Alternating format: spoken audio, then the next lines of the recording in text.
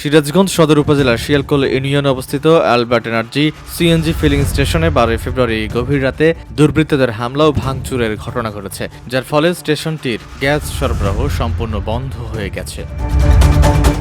কয়েকটি সিসিটিভি ফুটেজে দেখা যায় গভীর রাতে 10 থেকে 12 জনের একটি দল মুখে গামছা বেঁধে গ্যাস পাম্পে হামলা চালিয়ে ভেঙে ফেলছে গ্যাস সরবরাহের সরঞ্জামাদি।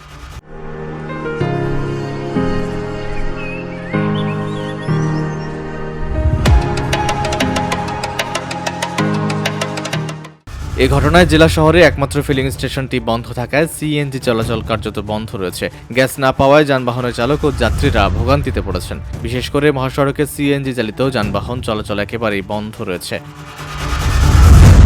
শনিবার 14 ফেব্রুয়ারি দুপুর 1টার দিকে সিরাজগঞ্জে সদর সার্কেলের অতিরিক্ত পুলিশ সুপার নাজরান রউফ সহ স্থানীয় প্রশাসন ঘটনাস্থল পরিদর্শন করে কর্তৃপক্ষের সাথে আলোচনায় বসেন। এদিকে ঘটনাস্থল পরিদর্শন করে সিরাজগঞ্জ জেলা বিএনপির সাধারণ সম্পাদক সাইদুর রহমান বাচ্চু দোষীদের বিচারের আশ্বাস দিয়েছেন। গ্যাস পাম্পের শিফট ইনচার্জ কিরণ বলেন, সিসিটিভি ফুটেজ স্পষ্ট না থাকায় মামলা নেয়নি প্রশাসন। ঘটনাস্থল পরিদর্শন করে এ বিষয়ে সাংবাদিকদের সাথে কথা বলতে রাজি হননি জেলা police super. VOD Bangla news desk.